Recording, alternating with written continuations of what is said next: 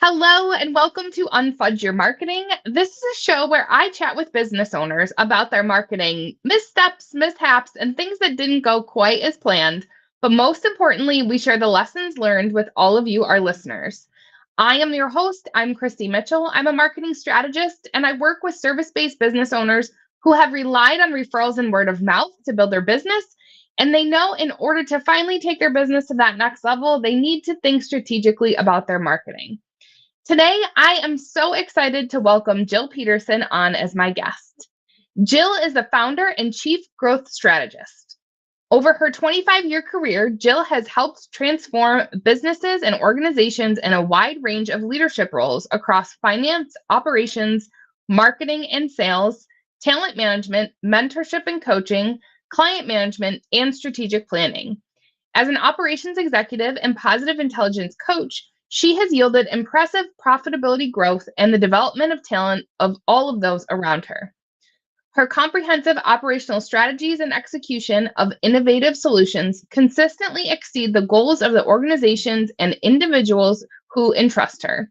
She leverages data to drive decisions that streamline operations and increase productivity while also growing client satisfaction and people. With that, welcome to the show, Jill. Thank you so much for having me, Christy. It's great to see you. Great to see you too. Thank you so much for being here.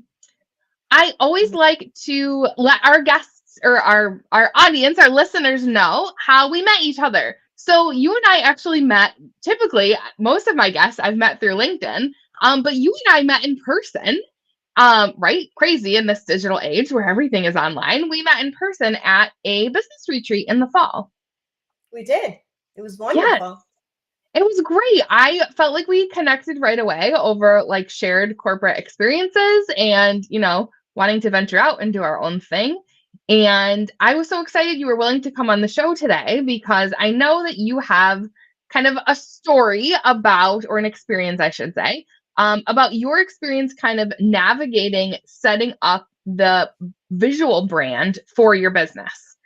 So where would you like to kind of kick off that conversation? Oh my goodness. No, that's great. And thank you so much again for having me on the show. I think that probably I'll start right from when I started the business, if that's okay, because that's Yeah. kind of where the marketing journey began. So when I started Clover Insights, I knew that I needed a logo. And I am creative in a lot of ways, especially from a strategic standpoint, but artistically, not so much. So I knew I needed some outside help for that. But just beginning the business, I didn't necessarily have a huge budget to go out and spend on, a large branding company or a big marketing team.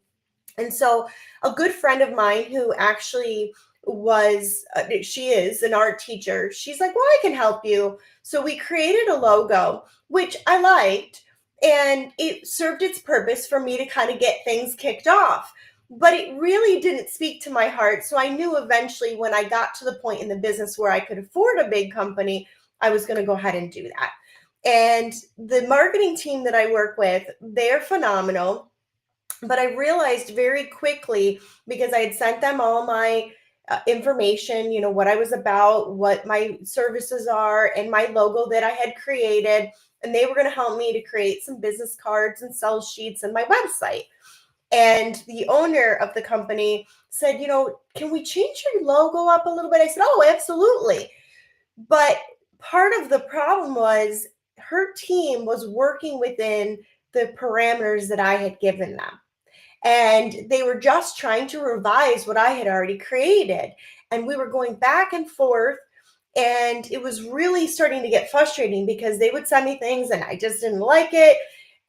But I couldn't necessarily say why I didn't like it, other than I'm like, no, that's not it. And then Yeah. they would push back, and then I kept pushing back. And so they were feeling frustrated. I was feeling frustrated. And it wasn't until probably several weeks in that I said to them, if I came to you and didn't have anything at all, what would you have done? And she said, oh, she goes, well, we have lots of ideas. I said, well, go with that then. Pretend I didn't give you anything. And Yes. they did that. They came up, you can see the beautiful logo behind me, but then it became a very fun process. And everything they sent, it was different revisions, and I'd give feedback on this or that, but they were inspired. I was inspired. But I realized very quickly that by trying to fit them in a box, and I didn't necessarily go to them and say, this is what you have to stay with, but they had felt like I had already put time and effort into something and that they needed to work within that box, that really limited their creativity and our ability to kind of find something that everybody was excited about. So that's kind of Yeah. my story in a nutshell. Yes. I love this story because I mean, with all stories of my guests, really, I'm sure that this resonates with other business owners, right? This whole idea of like, okay, you're just starting out, right? Budgets are limited, so you do what you can. You might get a friend to help out. I did that actually with one, with my first and my second logo when I was phase 2 marketing and Christy Mitchell consulting. I used different friends of mine to like help me get those logos. And so I think that's a very relatable experience. And I love that, you had this next step of being like, okay, I know that it's served its purpose, but I'm ready to kind of like, you're ready to just like up level, or, I always say like, take it to that next level, whatever that next level is, because that looks a little bit different for business owners. But I love that you kind of had that realization and you're like, okay, let me go out and find somebody. I'm curious if we could dig into that a little bit more. What were kind of those signs that you were ready to engage in a professional to help you with that logo process? How did you kind of recognize that you were at that stage? Definitely. So the first thing was that really my audience. So my audience is that C-suite, that leader in the business. And in order to be taken seriously, I needed to look the part. And so I really wanted all my collateral to be very crisp and professional and look the part, look the Hmm. part of people that were looking at it so that people would take me seriously. And as soon as I had built up enough revenue where I could afford to do it, I thought, okay, now it's time. And I really didn't think when I first engaged the company that I was going to need to redo my logo. That wasn't necessarily the plan. It was more the website that I needed to get up and running. It was the sales sheets. And it wasn't until she brought to my attention that she said, the logo you have is nice, but it's not necessarily as crisp or clean as I would expect it to be. So can we work on that? And that's where that kind of all came about, where, as I mentioned, I thought we were Yep. going to just within what I had, but then when we changed everything, the color scheme. I didn't even have these colors when I first started, and Hmm. we really kind of started from scratch. And from there, everything built out. The cards, the business cards, the sales sheets, the website, and everything kind of springboarded from there. Yeah. Well, I just want to say, first of all, Jill, like, good on you for being open to that, because a lot of business owners feel really protective, whether it's the first version of their logo or anything else in business for that matter. Sometimes when, it's our businesses are our babies, and like, it doesn't always feel great for someone to be like, well, I know you didn't come to me for this, but like, we should probably look at this too. So good on you for having that like open mind and being receptive to that message. Definitely. It wasn't easy at first. I definitely felt some resistance because, like you said, you put a lot of heart, time, soul into what you do. And Yep. it's like, God, it's not what I didn't want to have to start from scratch, but, Right. it is Right. ended up, and we were better off for it. So I think we got a much better result than had I tried to keep them within that parameters. Yes. And I will say, so there were like a couple different like past clients of mine that were coming up in my mind as you were telling your story. So one of them was very set on their logo. Like they did not want to change it. They had, I'll say, quote unquote, changed it a couple times over time, but it was like always a different variation of the same thing. And it's really interesting because it was kind of the same thing when I looked at their logo and we were building a brand new website.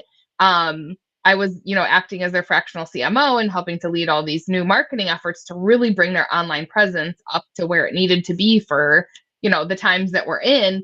And the logo was one of the things that I brought up. And I was like, I really just don't feel like this logo is that, kind of similar to what you're saying, like that clean, crisp, modern, like it just felt older to me, like the font in it and everything. And so we did a lot of back and forth. We ended up with another variation of the same logo. But But I think that that's, that is really, it's up to every business owner to make that decision on if they're going to, stick to what they feel is it has to stay, or if they're open to some new ideas. And so everyone just kind of navigates that process differently. Absolutely. And that's what I would say was my biggest takeaway, is that open-mindedness. You really, if I know what I'm good at and I know what I'm not good at it. And if I want to engage an expert that's good in the things that I'm not, then allowing them to truly be and be open to that is, you're going to get a whole lot further. And so Yes. I really feel like that was a great learning for me, because then I could really maximize on what they could bring to the table and let them truly excel at what they're best at. So it really opened up a whole new avenue. Yes. Yes. I love that so much. The open-mindedness and that acceptance. I've actually been posting a lot of content on a similar line lately about like staying in your lane, right? Like knowing like what is your area of expertise, and then recognizing and taking steps to get help for those other things that are not your area of expertise, because as business owners, we can't do all of the things on our own, right? We need those experts to come in and help fill in the gaps and help us to see things from a different perspective, to really kind of reflect that back and help us see those areas where there are opportunities to make it better, even if it goes maybe against what we thought. Absolutely. Absolutely.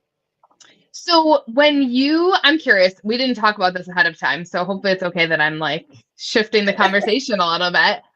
When you decided to go out and get help, because you were at that point where you're like, okay, I have some revenue, I can, invest in my marketing. These are some of the things I need. What was that process like for you? Because a lot of the guests I bring on the show, we do talk about this, like the whole, how do you find the right marketing provider to work with? I think it's a great question. And I do think it varies from person to person. You do need to find that person that you can work well with.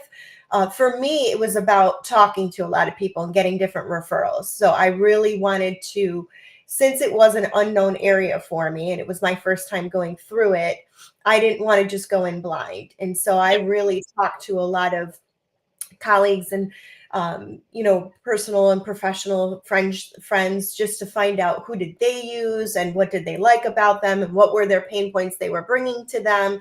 And so I really did a lot of research to talk to different people to see what was available to me and then what was Mhm. within my budget.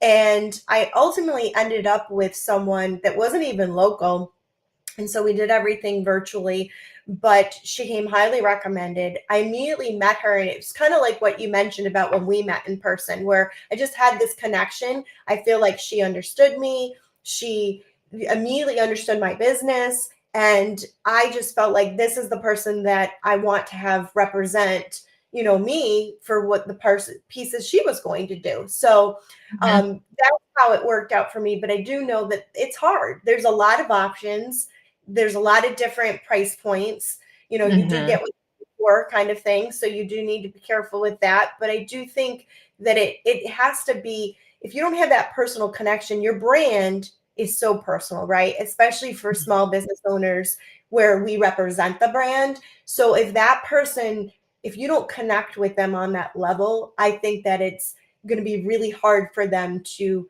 visually present you in a way that's going to represent you if they don't really connect with you from the get-go. So for me, that's what it was most important.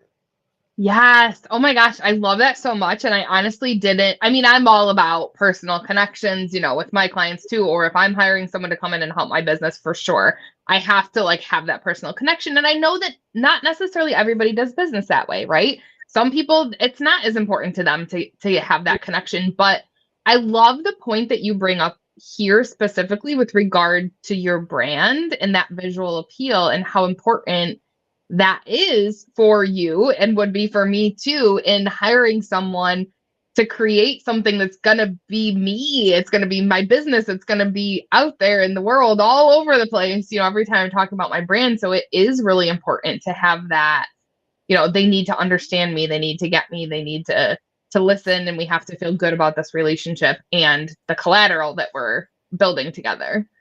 Definitely. It's a big investment. And So when you're doing that, you have to feel good about it. Like, it's just, at Mhm. least, for me, it was something that it needed to feel right. And it just did. But it's also okay to say no. So, I had a couple of other conversations and I knew it wasn't a fit. And, sometimes I think, out of respect for other individuals or people that we know, you might feel fearful to say no, but it's okay to say no. And I think Yeah. uh, they're okay with it too, because then it's an honest conversation, right? And I was very honest of, here's why I'm not going in this direction, and I hope that you understand. But I think, we parted friends and everything was good, but it's okay Yeah. to say no too. Yes. And I think that anybody listening to this call who's ever on the other receiving end of that message, I personally would much rather hear a no than not hear anything at all. Right? It's Absolutely. like, okay, not a good fit. That's fine. The like not hearing back, I don't know. That always drives me crazy. I know that drives other It people crazy too. Like, wait, do I need to keep following up with you or do you want me to leave you alone? Like, let's just put it out there. Definitely. Love that.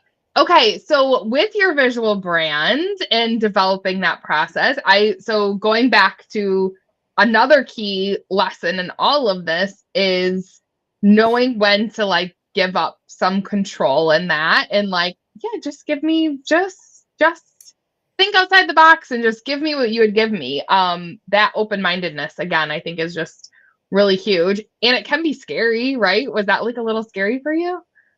Oh, very scary. Because I tend to want to control things. So to give up control like that, it was like, oh my goodness, I don't know if I can do that. But it was so freeing at the same time. So it was scary, but it Yeah. was also freeing because Uh-huh. I all of a sudden saw a different version of the team. The excitement that they had, um, it was almost like when you were a kid and you opened up a brand new box of crayons and all the crayons were brand new. They just all of a sudden felt like they had everything available to them. And Yeah. it was interesting because we never talked about staying within those parameters, but for some reason, I think out of respect for me, they thought, well, this is what she likes and this is what she's come up with, so we have to work within that. But Yeah. there was something about that original logo that, even though it was very nice, it wasn't completely who I was. So Mhm.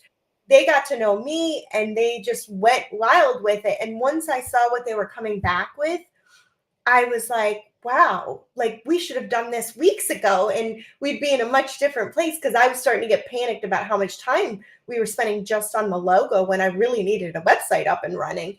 So I feel like it was scary for sure, but it ended up being such a positive thing and a positive experience that I'm so grateful that I did it. I really am. Yeah. Yeah.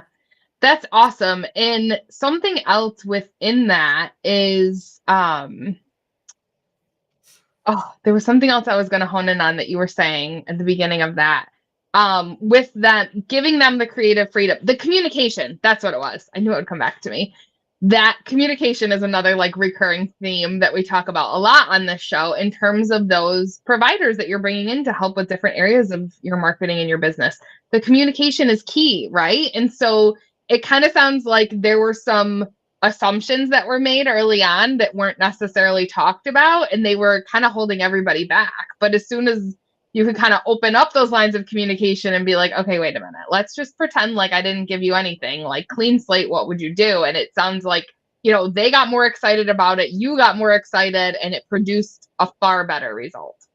Absolutely. Well, and if you think about it, it relates to life too, right? Anytime we step outside our comfort zone, we find that we grow the most. So, allowing, even though it was scary, stepping outside that comfort zone is where the growth happened, and for everybody involved. But you are right. The communication is key. And I had to be very honest about where I was coming from as well, because we were doing everything virtually. And so I would receive things and I'd say, oh gosh, this is not it. We're still not there. And then I felt terrible because I kept saying no to everything, because here they're working really hard at it. But finally, we just had a really good conversation that was a heart to heart. And I'm Mm-hmm. so glad that I was willing to say, if I came to you and didn't have anything, what would you have done? Yeah. And then that really is what opened everything up. But Yeah. it was scary How for sure. so how did you realize, like, how did that come to you? That like realization that like maybe I just need to tell them this. I'm not sure how it came about. I think just because I was so frustrated and I sensed that they were as well. And when I Yeah. called and said, if where I was trying to understand I tried to have empathy and look at from their perspective. And I tried to understand and say, okay, why are we having such a difficult time here? And then I thought, well, gosh, if I was a brand new customer and you didn't have to work within this, what would you have done? What would the process have been? And Yeah. that's when they finally said, well, we would talk to you about what your favorite colors are, what different images mean to you. And I said, okay, well, then let's do that. Yeah. Let's do Right. that. Right. Right. So it just worked out, but I don't really know. I can't pinpoint exactly what made me do that other than trying to really just get at the heart of why are we having such a bad disconnect here? Yes. Yeah. Well, and it's so funny, right? Because I was just having almost like the opposite to this conversation recently about like I feel like there's a phrase for it, like blank page syndrome or something like that, right? It's like you have like no confines, you just have a blank page and you're like, I don't know what to do, right? Like it's almost like too much freedom. And then when you have like some boundaries or like a prompt, I'm thinking like Right. journaling, right? Like just a blank page and like, I Mhm. don't know what I'm gonna write. But if someone gives you a journal prompt, you're like, oh yeah, I can respond to this. Like it makes it a little bit easier to have like not just nothing, but having a little something, but not something that's so prescriptive in like, draws this box that confines everything so much. It's like it's finding that happy medium, which it sounds like is what you were able to do with them. Definitely. And I will say, it was a frustrating process because it was going on for, a good month or so. And I really feel like when that was happening, I, at one point, was ready to throw the towel in. I was like, maybe this isn't going to work. Maybe I have to find someone new. And here's this person that I connected with. So it wasn't about whether or not I liked them or they were relatable or if they understood me. It's just, I was like, gosh. And I spent a lot of time and money at that point. So I was like, I don't know that I want to just throw everything in, but this is not working. So we need to do something different. And Yeah. I think a lot of times, I wonder how often, I guess, that happens to people where they've spent a lot of time and money and then just walked away from something. So I would just, challenge people to say maybe it's just about thinking about it differently as opposed to just saying, forget it all together. Yes. Oh, I love that. That is such a great lesson because that's what I'm like. As I'm hearing you, it's like, oh, yeah, that is a tough spot to be in when you're like, gosh, this is dragging on and on. And it sounds like you ended up in this place of like, gosh, I don't want to keep telling them that I'm not happy with this, but because then it makes me, I'm not putting words in your mouth. If this were me, this is what I would be saying. Like, gosh, is it me? Like, can I just not like anything? Like, am I just being too difficult? Are my standards too high? But again, when you're talking about something that's your brand, like especially your visual identity, like as a business owner, it's important for you to like it and be excited about it. Right. So then Absolutely. you're in this place of like questioning, like, is it me? I don't know. And then I like that it sounds like you kind of came back to this, like, okay, this isn't working. Why isn't this working? What can we do to make it work better? And I do really like this provider. I think that they can do this for me because, again, other conversations I have with some business owners, it's like they're not being listened to by the provider for whatever thing it is that they hired them for. They feel like they're being dismissed. Their feedback isn't taken into account. And I think those are some of those like red flags to be on the lookout, which fortunately were not the things that you experienced. It sounds like Right. they really did want to collaborate with you and find a way to work together that was going to make both of you excited, right? Let them use their creativity and skills and help you be really excited about the output. Exactly. Exactly. Awesome. Well, Yeah. Jill, this has been such a great conversation. I feel like there's lots of little nuggets for the audience to take away.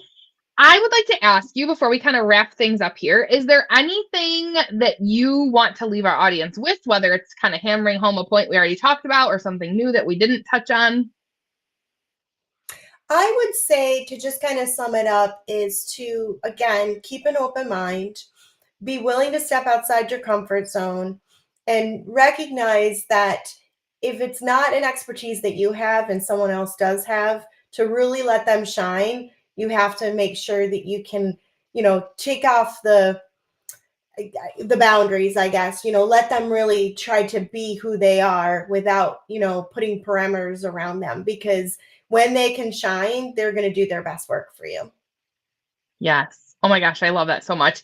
And I loved your point about the growth outside your comfort zone. Like that's where it happens. So I love that you brought that into this conversation because I totally believe that as well. So this has been such an awesome conversation, Jill. I want to thank you so much for coming on the show and sharing your story and lessons learned.